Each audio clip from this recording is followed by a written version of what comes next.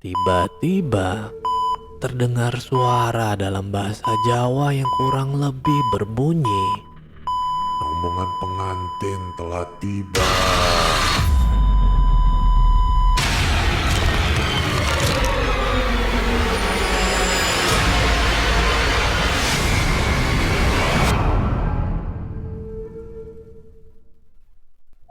"Halo para pecinta kisah horor di luar sana. Berjumpa kembali dengan saya, kurator dari kanal Swarna Lokaya. Kali ini kita akan membacakan kisah dari akun Twitter penjahat Klausa yang berjudul Gamelan Setan. Untuk para pendengar yang mau membaca kisah ini secara langsung, saya juga menampilkan link pada kolom deskripsi dan silakan follow akun penulis. Sebelum kita masuk ke dalam ceritanya, saya mohon dukungan dari para pendengar untuk klik subscribe, like, and share. Dan jangan lupa aktifkan lonceng notifikasinya agar para pendengar tidak ketinggalan kisah-kisah terbaru dari Swarna Lokaya. Untuk para pendengar yang sudah memberikan dukungan, saya ucapkan banyak terima kasih. Dan semoga Tuhan juga melancarkan setiap usaha dari para pendengar. Mari kita mulai tenggelam dalam kisah ini. Kisah dimulai.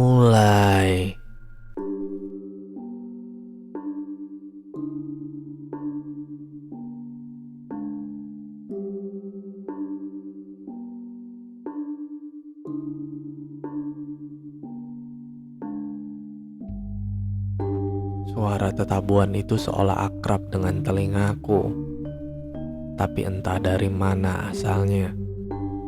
Pada saat itu aku berkunjung ke rumah sepupuku, Darminto, pedesaan yang cukup jauh dari jalan raya. Sudah 5 hari aku tinggal di rumah Darminto yang sederhana, namun hangat dengan keramahannya.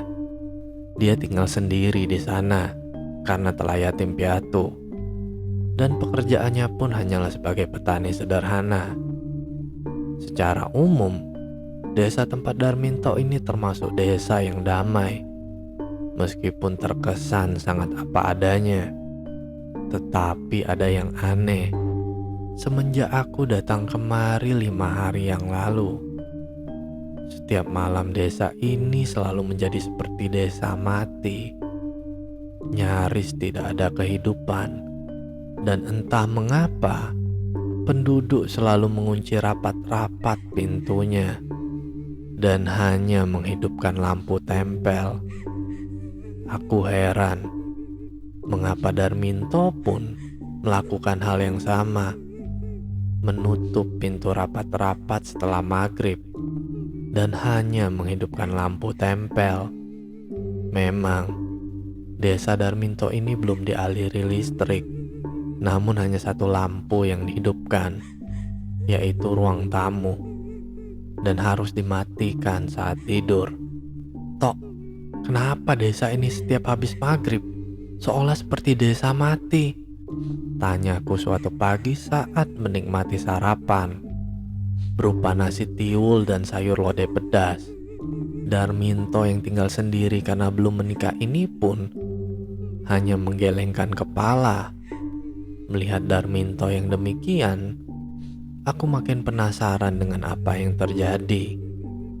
Semua kejadian, lebih-lebih setelah 2 malam terakhir, aku selalu mendengar suara gamelan yang sayup-sayup terdengar. "Tok, kamu itu bagaimana? Wong aku ini sepupumu. Masa kamu gak mau ngasih tahu apa yang terjadi di desa ini?" ucapku. Aku semakin penasaran. Sementara Darminto hanya menunduk sambil meneruskan makannya. Aku sudah mencoba bertanya-tanya kepada penduduk dan nihil jawabannya. Mereka seolah enggan menjawab. Bahkan di muka mereka aku dapat membaca adanya kecemasan dan keresahan. Jangan Den, nanti saya bisa celaka. Nyuwun, ngapunten, saya tidak bisa cerita, kata salah satu penduduk desa. Maaf, saya harus ke desa sebelah. Jangan saya mas. Bukan waktu yang tepat mas untuk cerita. Begitulah jawaban dari mereka semua saat aku tanya. Sungguh aneh bukan? Setiap pertanyaan yang terlontarkan selalu dialihkan oleh penduduk desa. Bahkan ada yang langsung masuk ke rumahnya saat saya bertanya soal itu. Mengapa setiap habis maghrib mereka langsung menutup pintu dan kenapa suara gamelan itu terdengar? Apa yang sebenarnya terjadi di desa ini? Batinku penasaran saat itu.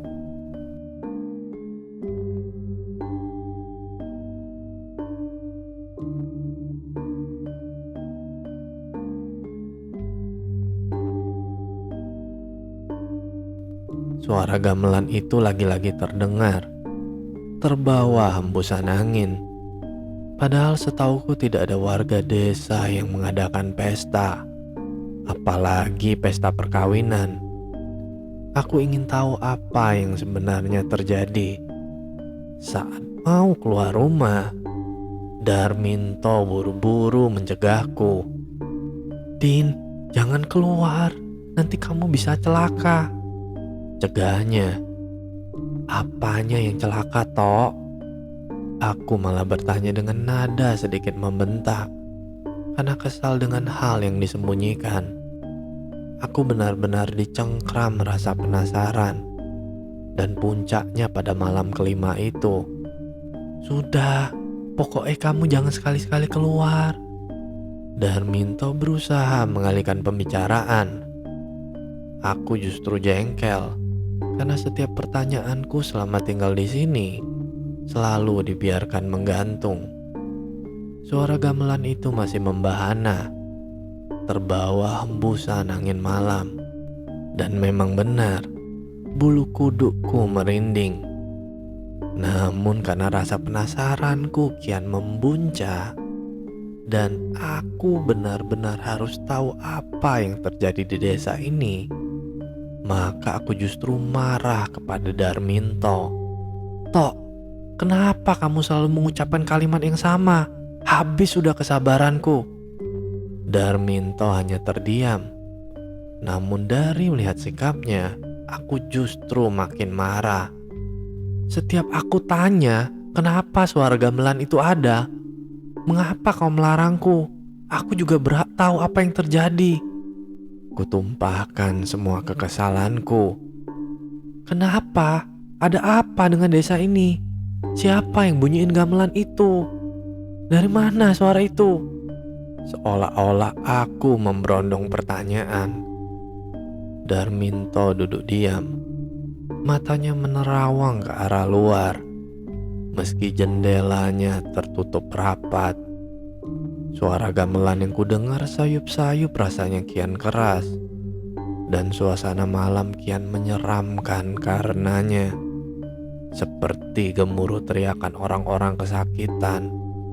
Lama-lama terdengar suaranya. Tok, tolonglah, jelaskan apa yang sebenarnya terjadi di sini.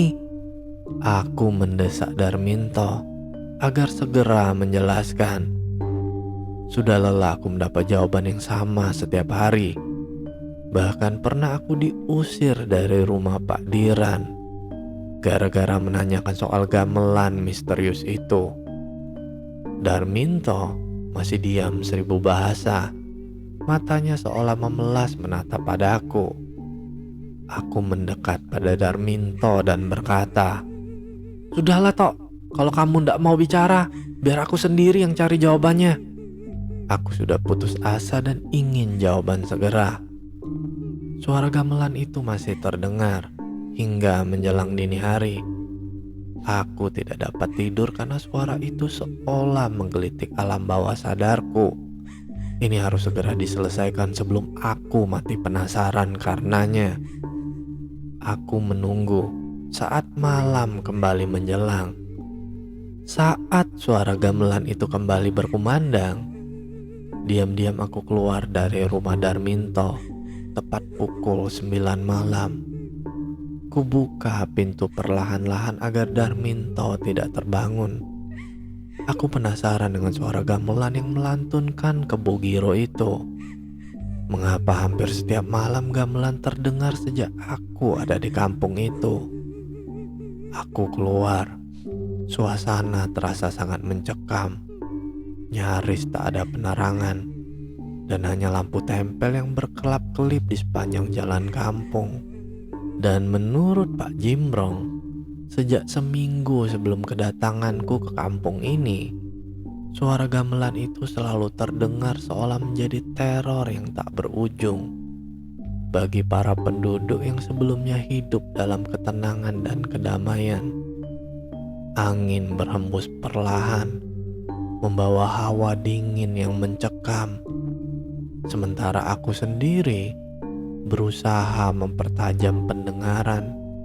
Aku ingin tahu dari mana asal suara gamelan itu. Langit tidak berbintang. Kadangkala suara lolongan serigala membahana, seolah memberikan kengerian dan kesedihan. Aku sendiri sebenarnya merinding, takut, sekaligus penasaran dengan apa yang sebenarnya terjadi di kampung ini. Aku harus tahu dari mana gamelan itu berasal. Tekadku dalam hati, demi mengalahkan rasa takut yang sebenarnya perlahan merajai jiwaku. Kututup pintu rumah Darminto dengan sangat pelan berhati-hati, senyap tanpa kehidupan. Bahkan suara jangkrik pun tak terdengar sama sekali. Aku condongkan badanku untuk mencari arah suaranya. Ah, itu dia, seruku dalam hati. Suara hatiku mengatakan bahwa bunyi gamelan itu berasal dari bukit di sebelah kampung. Kurapatkan jaketku, dan dengan berlari kecil, aku menuju bukit yang oleh warga di sana disebut Bukit Kalancaka. Semakin kudekati, suara gamelan itu seolah menjauh. Aku makin penasaran dengan hal tersebut. Namun aku tetap mengikuti arah angin di mana suara Kebo Giro tadi berasal. Nada demi nada yang teralun pun sebenarnya indah, melambangkan prosesi agungnya suatu pernikahan adat Jawa. Akan tetapi, karena terdengar di malam hari, sementara tak ada satu warga pun yang mengadakan perhelatan, serta kampung tadi termasuk jauh dari kampung tetangganya yang memerlukan waktu 2 jam berjalan kaki, maka suasana angker itulah yang merajalela. Bisa dibayangkan bukan? Waktu sudah menunjukkan pukul jam 12 malam, dan tanpa terasa aku sudah sampai ke kaki Bukit Kalancaka. Bukit ini nampak angker dengan batu cadasnya yang tersembul di antara rimbunnya hutan. Tak seorang pun yang berani menginjakkan kaki ke bukit itu, bahkan di siang hari, kata penduduk. Kuperhatikan Bukit Kalancaka yang sebenarnya sangat indah. Namun aku tidak begitu memperhatikannya karena lebih tertuju pada suara gamelan. Makin lama makin jelas. Jantungku tiba-tiba berdetak dengan keras saat langkahku makin mendekati sumber suara gamelan. Keringat dingin pun mulai bercucuran, gemetar. Mataku berusaha meraba gelap. Rasa cemas dan takut telah kalah perang dengan rasa penasaranku. Aku sudah bertekad untuk mengetahui apa yang terjadi di Bukit Kalancaka ini, batinku.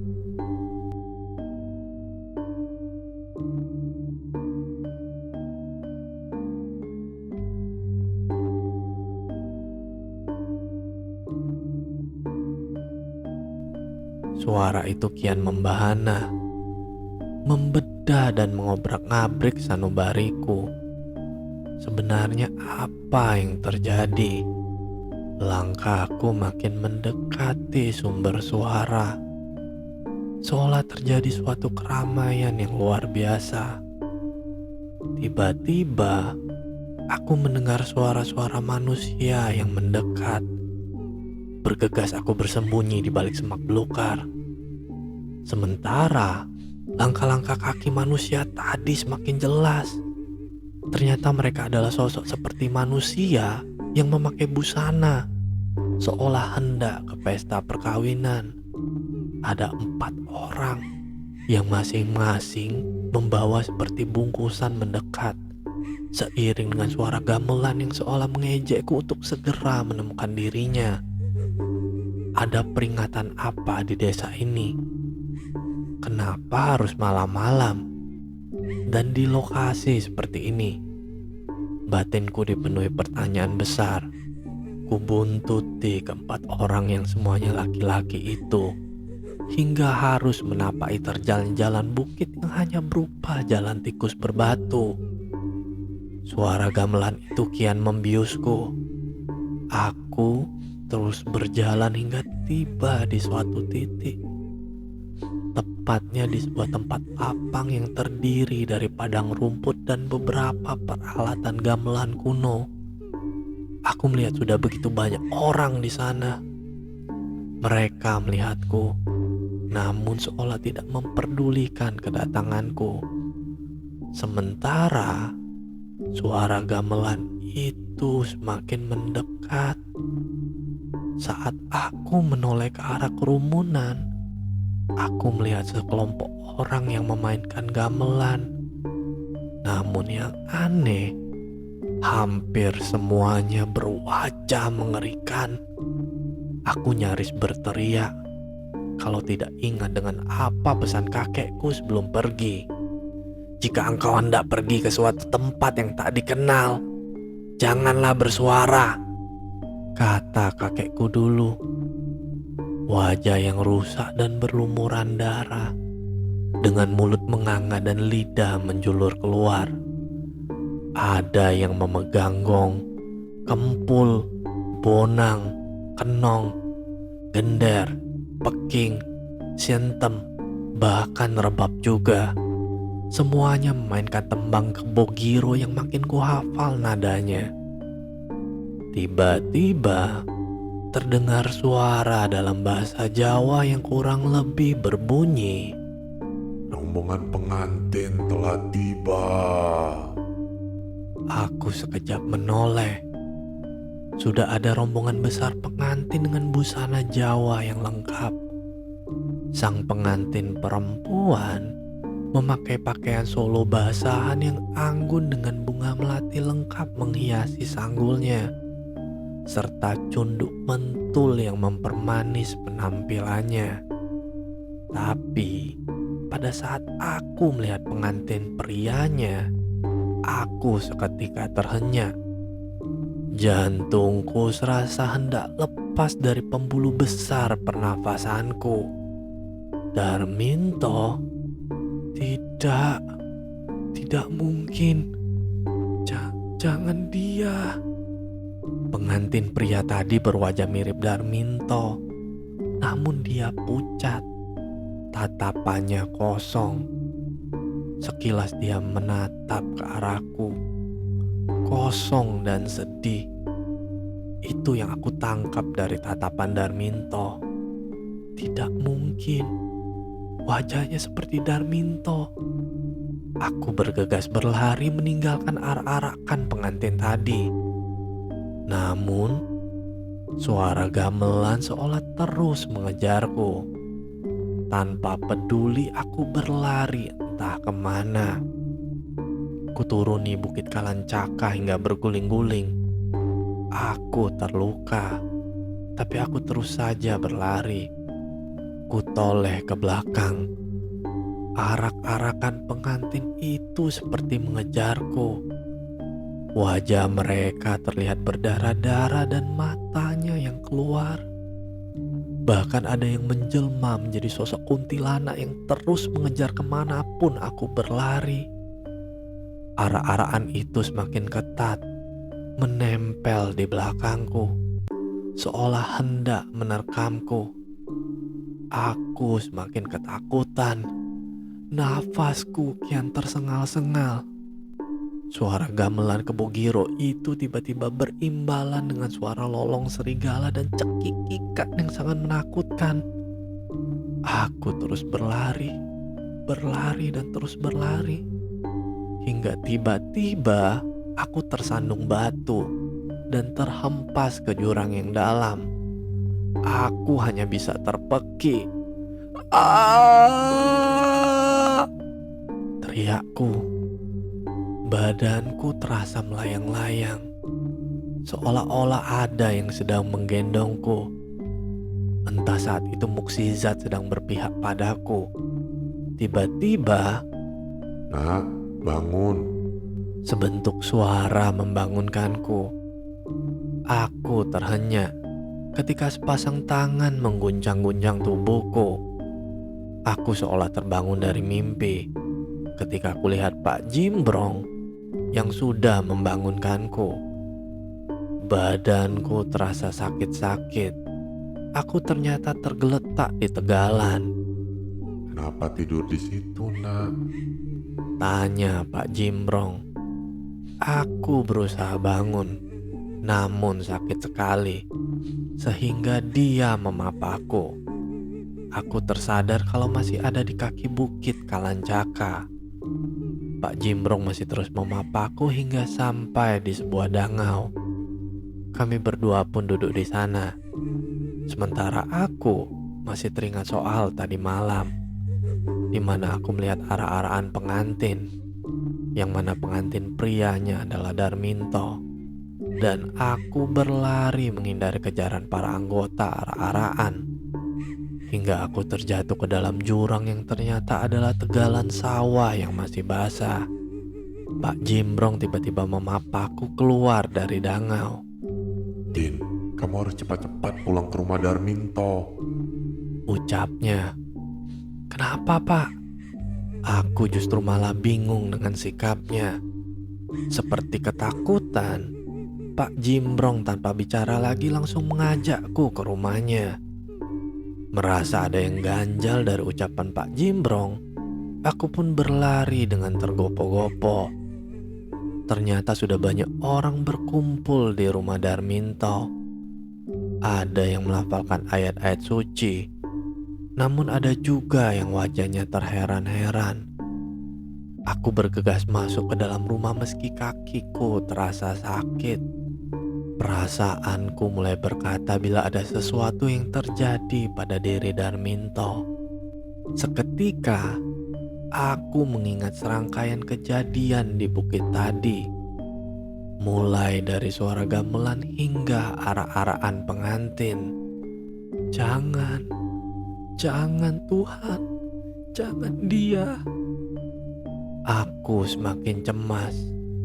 Aku tak pedulikan lagi orang-orang yang duduk bersila sambil menghadap sesuatu yang ditutupi kain batik. Aku tidak sabar lagi untuk membuka kain penutup jenazah itu demi melihat. Darminto! Aku berteriak sejadi-jadinya.